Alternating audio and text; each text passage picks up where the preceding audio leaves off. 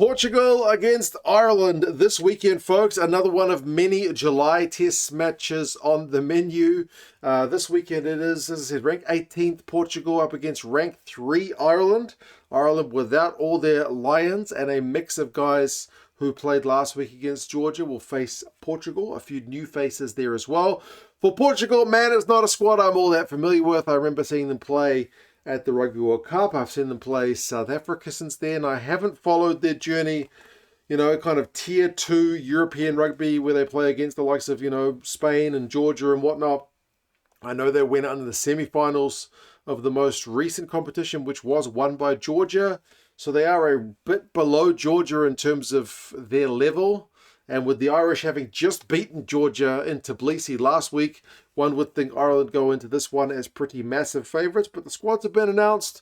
We'll go through them and you guys can let us know your thoughts. Like I say, I don't watch a heck of a lot of Portuguese rugby.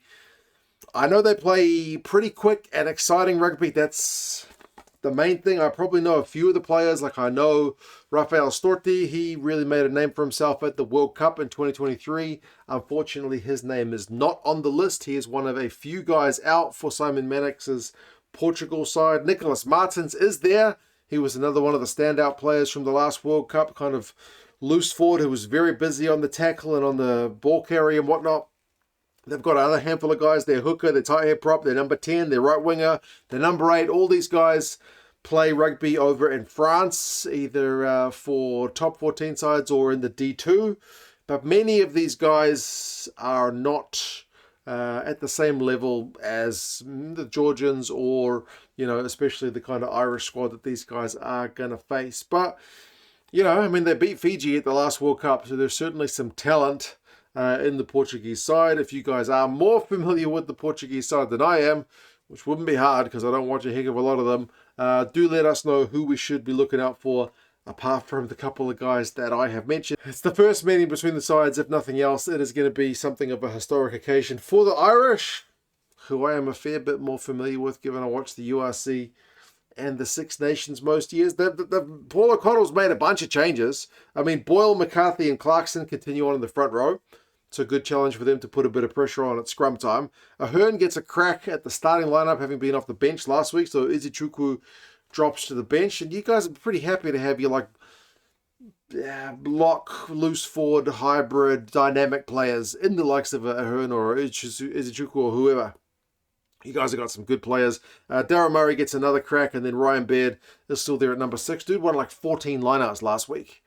Was very, very dominant in the air. Alex Kendellen, the Munsterman, will get his debut for Ireland, so big congratulations to him at number 7. You guys have got Munster seem to have a lot of good loose forwards as well, to be fair. And then Ken Prendergast is back in to the starting lineup at number 8. There's no spot for Gavin Coombs this week, which I found a bit surprising, seeing as he was Ireland's top ball carrier last week. He won a couple of turnovers and was just generally very busy around the park, but Ireland is stacked with loose forwards, as are many of the sides. Craig Casey continues to captain the side at number 9.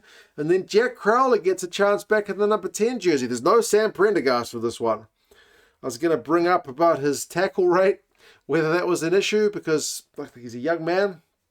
Seems to have a pretty high potential level, but people keep pointing out the guy's tackling, and then I look at his stats, and he made 2 from 5 last week, and I was thinking, it's beginning to be a bit of an issue with Sam Prendergast, but it's not a talking point this week because the guy's not even in the squad.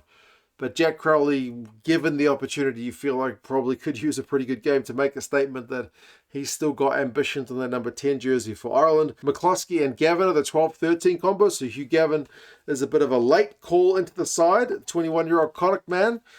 He was supposed to be, the jersey was supposed to be filled by Jamie Osborne, but he's been called off to the Lions squad. So it's a late change in terms of the midfield, but as I said, debut for him, so he'll make the most of that opportunity, I'm sure. Tommy O'Brien on the right wing, hell of a debut from that guy last week. Couple of tries, 3 line breaks, looked very sharp.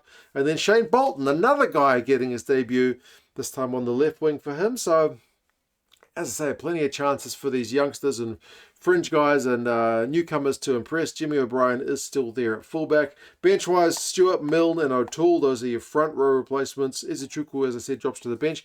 Max Deegan, I feel like we haven't seen him play for Ireland for quite some time. He's there in the number 20 jumper. Ben Murphy, Cian Frawley and Calvin Nash, the other three back replacements. So Frawley, I guess, takes the potential number 10 cover with the absence of Sam Prendergast for this one. Predictions, Ireland by a whopping 35, say the bookies, and 47, say the rugby forecast algorithm. Referee Adam Leal from England is the ref. I don't know much about him. I know he refs the Premiership. I don't remember seeing him ref any test matches, but we'll see how he goes. It's a evening kickoff, 7 p.m. I know here in New Zealand, it's on Rugby Pass TV, which is free.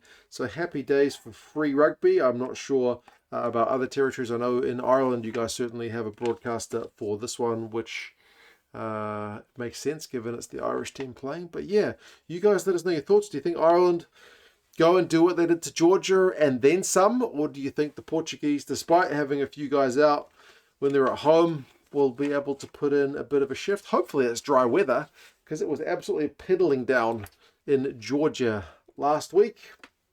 But as I said, you guys let us know your thoughts, and talk to you guys again soon. See you later.